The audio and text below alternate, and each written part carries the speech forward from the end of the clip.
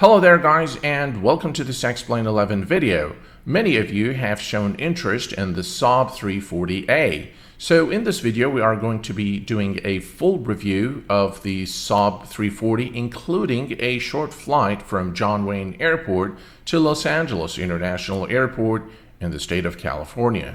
The SAAB 340 is an aircraft that has been around for a very long time. It is one of the most immersive aircraft for X-Plane in my opinion. It isn't fully compatible with X-Plane 11 yet. In fact, you do get a message to that effect when you first load the aircraft, and it tells you to use it at your own risk. I have done a few test flights now, and it's very flyable and it's very enjoyable. So let's take a look at the SAAB 340A. In terms of the exterior 3D modeling and texture work, as you can see, this aircraft has been modeled to a very high standard. In terms of authenticity, it looks very much like the real-world aircraft, and as it is always the case, I've compared this model to real-world footage of the aircraft. And let me tell you, in terms of the exterior modeling and texture work, this aircraft is very representative of the real SAAB 340. As you can see, the aircraft exterior textures has got some fine details. You can observe this here on the wing, the engine, and the aircraft fuselage right over here. The aircraft static elements are modeled. The landing gear area is, again, as you can see, is very convincing in terms of its look.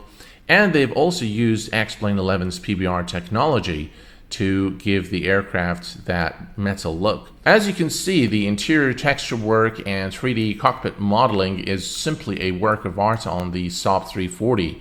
Very fine details in terms of the texture work, and the overall look and feel is very authentic. It is very, very similar to the real aircraft. And again, I've compared footage of the real aircraft to this one. And let me tell you, it's pretty much spot on, including the overhead panel. As you can see, very detailed and high resolution textures. Everything is really looking pretty good. A very immersive aircraft in terms of the look and feel and the overall ambience. For those of you who are fond of 3D passenger cabins, this aircraft's got a fully modeled passenger cabin.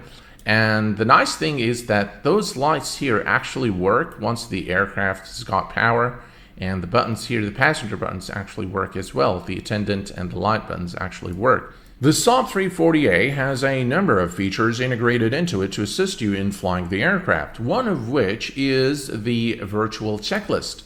And the virtual checklist takes you all the way from the preparatory check all the way to the parking check after landing. The nice thing about the virtual checklist is that you're able to view the item that needs checking. For example, let's go here to preparatory check, and now we can view the external lights, and you can view the gear handle, and so on and so forth, and do the necessary work, and then check the item on the virtual checklist screen.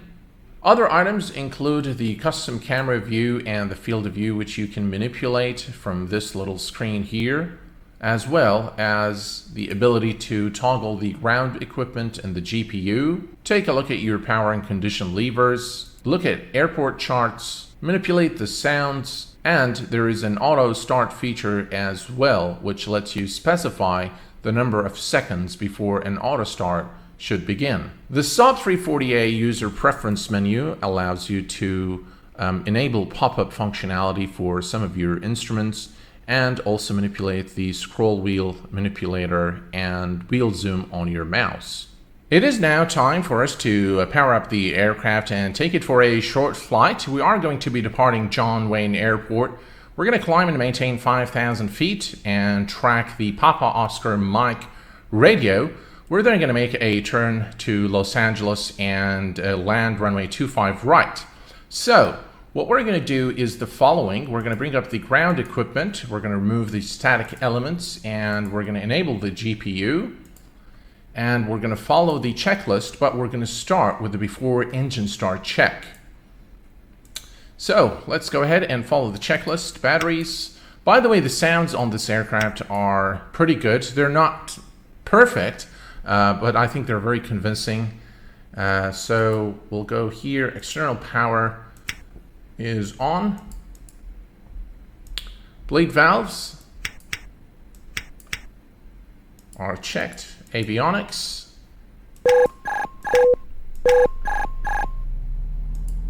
Oxygen is now open. Circuit breakers are checked. Flight recorder, you can, by the way, put the flight number here if you like. Checked. Parking brake is checked. Cabin signs. Engine instruments and ignitions are checked and set. Fuel quantity is okay. Hydraulics are okay. Cabin pressure is set. Power condition levers, ground idle, and fuel cutoff. Trims are set. Takeoff data bugs. Let's set those. We're gonna check this first. Looks like it's all right, and we're gonna set it to 150 knots. All right. Let's turn on our beacon. And let's check the doors, make sure all the doors and cargo doors are closed, which they are. And now we're ready for engine start. All right, so what we're gonna do is we're gonna put the fuel lever on start position right here, and we're gonna begin with the right engine.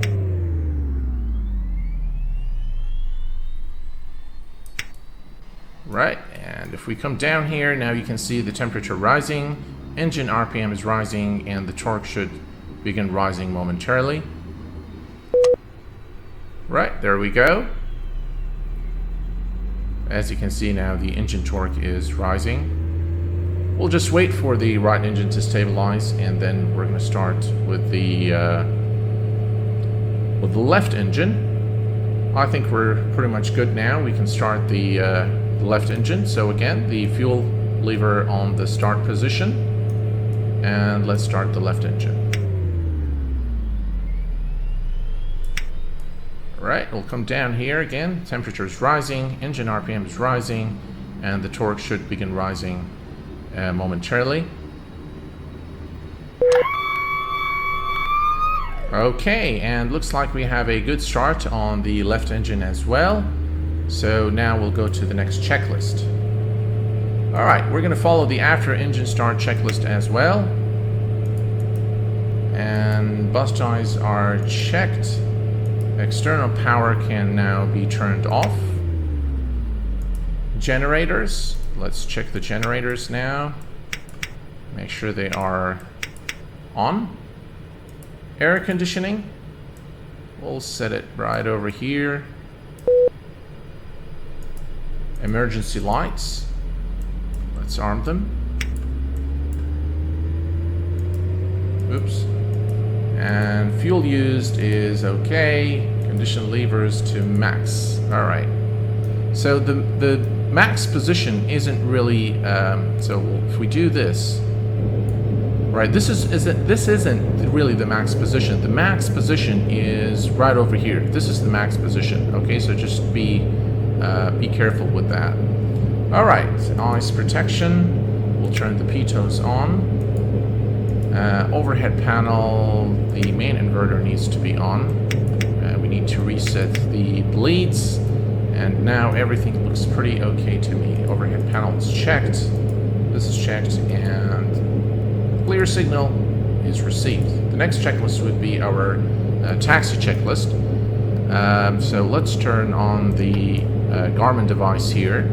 Now this is our altitude. This is where you set your altitude right over here. 5,000 feet is going to be our final cruising altitude for this flight today. And we need to, altimeter is set to 9097. And we need to track the Papa Oscar Mike radio, which is, the frequency is 1110.4, which is already set here. Parking is checked, altimeter is checked, flaps, we'll set flaps 15 for departure. The flight instruments and radio check. The radio is checked, flight instruments are okay, and everything is now pretty much ready for us to go. One thing here, let's do is make sure this is armed. And briefing is complete. All right. So what we're going to do now is we're ready for the before takeoff checklist. We'll worry about it once we are at the runway. Let's go ahead and turn on our taxi lights and nav lights, and now we're pretty much ready to go. So what I'm going to do is I'm going to release the parking brake. That's the runway right over there. So let's release the parking brake and go. Now, to release the parking brake, we need the GPU to be dismissed. So let's remove the GPU. And now we can, we need it for the steering on the ground. We need this little guy to, if I can set it to go down. Right, I think we need to release the parking brake maybe first. And then, not sure why it's not doing what it's supposed to do. But hopefully we can, there we go. And now we can steer the aircraft.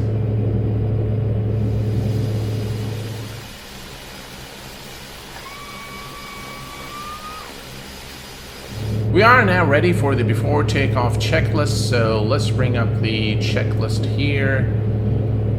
Before takeoff, external lights, so strobes can go on, taxi off, wings on, and our landing lights can go on. The takeoff signal has been received. Takeoff air conditioning is set. Transponder is, let's see here, on altitude, and it should be, let's see here.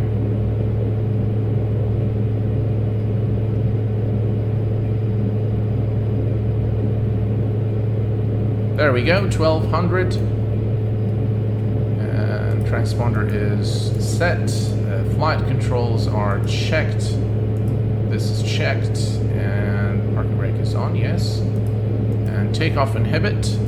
So that is now set as well. And now we're pretty much ready for departure. Now the takeoff rotation speed is about 105 knots on this aircraft. And the approach speed is between 115 to 120. Of course, depending on the weight and flap settings. So we are pretty much now ready to go, guys. Let's go ahead and release the parking brake, and let's go.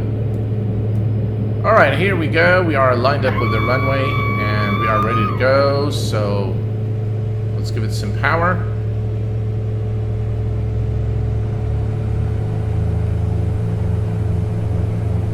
And we will rotate at about 105 knots.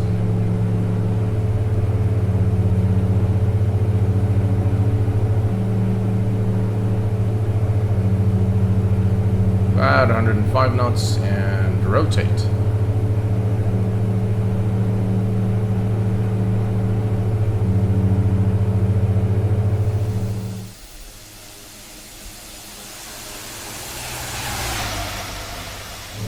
Pod is ready to climb and gear is going up. And we are now at about 600 feet. We can go ahead and engage the autopilot. I'm going to begin retracting the flaps now. Okay, at this point we can go ahead and engage the autopilot, and to do this you need to press and hold this until it engages. So the autopilot is now engaged, and we're going to click on climb and nav.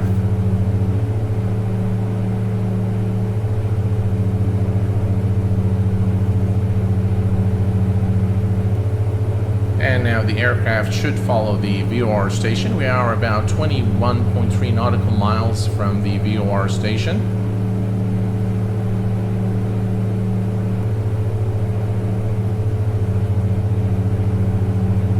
Everything looks okay. Alright, so let's go ahead now and bring up the checklist again. Climb check. Gear is up. Ice protection is fine. And we can turn this off now. External lights we can leave on at the moment. Cabin signs are fine. Air conditioning is fine. Takeoff inhibit is out, which it is. Cabin pressure is fine. Prop sync should go to the on position now. And we'll turn these guys off. and the altimeter is set and checked. Alright, so everything is set. As you can see, the interactive checklist really help out with flying this aircraft. We're climbing at about 2,000 feet per minute, and now the aircraft should pitch down, and we're going to fly steady now. I'm going to reduce power now.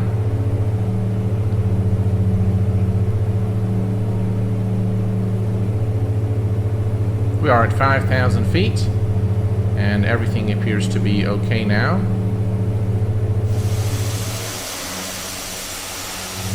One thing I really like about this aircraft is the night lighting. The cockpit night lighting is done quite well, as you can see here. Very immersive, very realistic. And one thing I do want to show you as well is in the passenger cabin. If we turn this here, turn that, and open the door. So, for those of you who like the 3D cabin, you can turn on the lights inside the 3D cabin, as you can see here, and those buttons actually work as well. We are now approaching our VOR station. We are about 8.1 nautical miles, so let's grab the next station, which is the Lima Alpha X-ray 113.6. We're going to put this as the standby frequency. 113.6. Alright, so at this point what I'm going to do is I'm going to reduce our speed.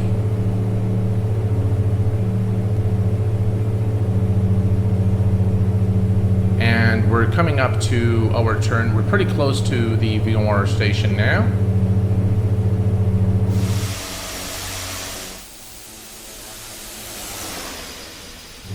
Alright, so let's go ahead and switch to the Los Angeles VOR station now. And the aircraft should automatically turn since we have it on nav.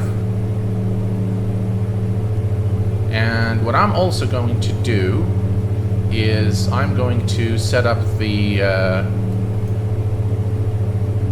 I'm going to put the LES frequency as the standby frequency, which is 111.1. Alright, let's switch to heading select, and let's adjust our heading now.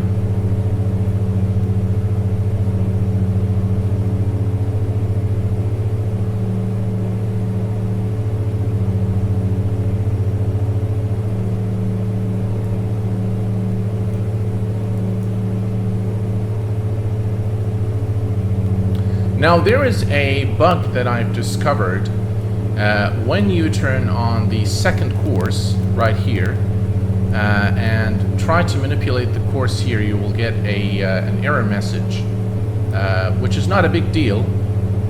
The aircraft is still flyable, but then it doesn't really work as it should. I really wanted to show you how to do the approach according to the aircraft manual. But unfortunately, there is a bug that prevents me from doing that. So we continue to reduce our speed, and this is now we're pretty much on a course to, let me set this here real quick. There we go. Right, so we can click on nav now. And we are about 29, about 30 nautical miles from the Los Angeles VOR station. Alright, at this point what I'm going to do is I'm going to switch the frequency to the LES frequency, and we're going to now hit the approach button, and now the aircraft should automatically align with runway 25 right at Los Angeles. As you can see now, we have the glide slope and the localizer on the screen here. And we're going to begin reducing our speed as well. The approach speed, as I have indicated, is between 115 to 120 knots. We are now getting pretty close to the runway. We should be intercepting the ILS pretty soon. As you can see, the needle is moving down now. There we go. That's our turn now into Los Angeles. And at this point, we can lower the landing gear.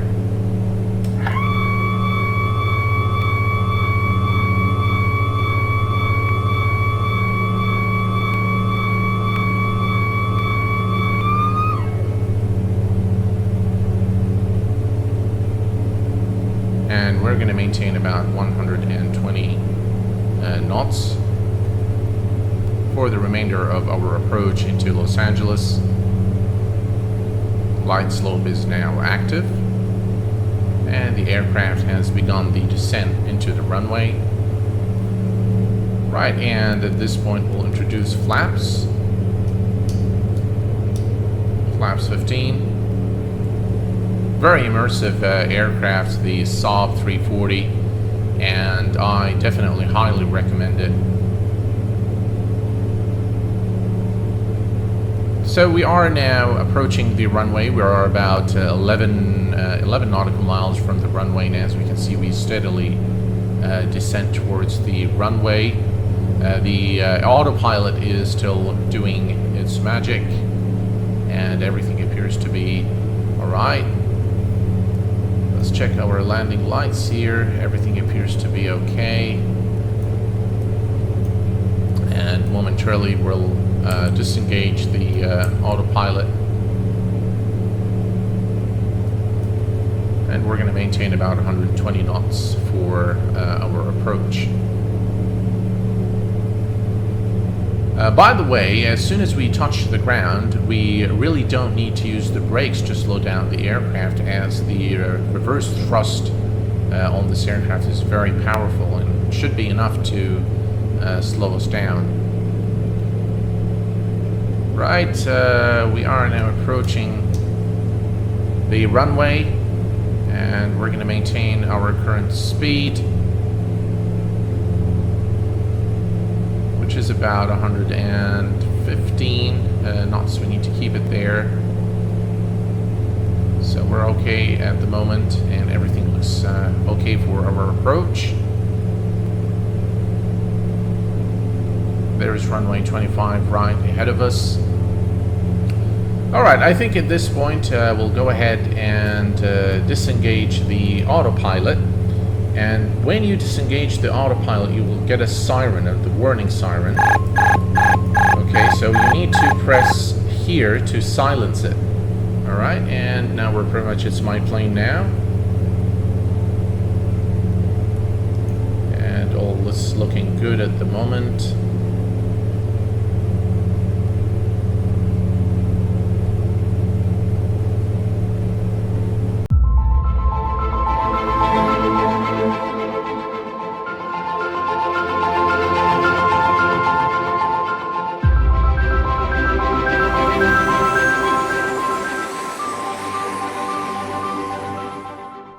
Hello there guys, and welcome to this Explain 11 video. Many of you have shown interest in the Saab 340A. So in this video we are going to be doing a full review of the Saab 340, including a short flight from John Wayne Airport to Los Angeles International Airport in the state of California.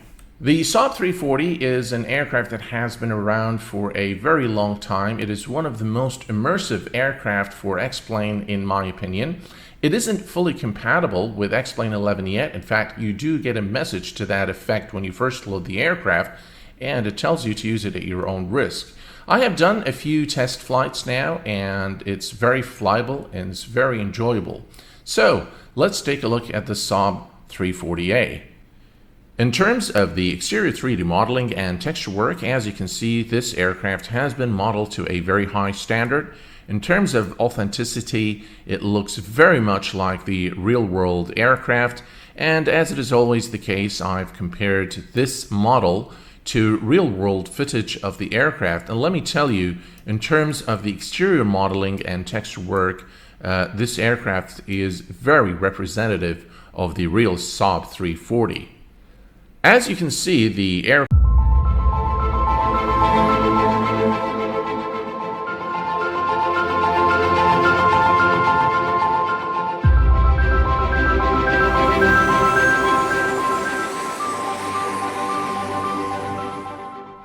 Hello there guys, and welcome to this Explain 11 video. Many of you have shown interest in the Saab 340A. So in this video we are going to be doing a full review of the Saab 340, including a short flight from John Wayne Airport to Los Angeles.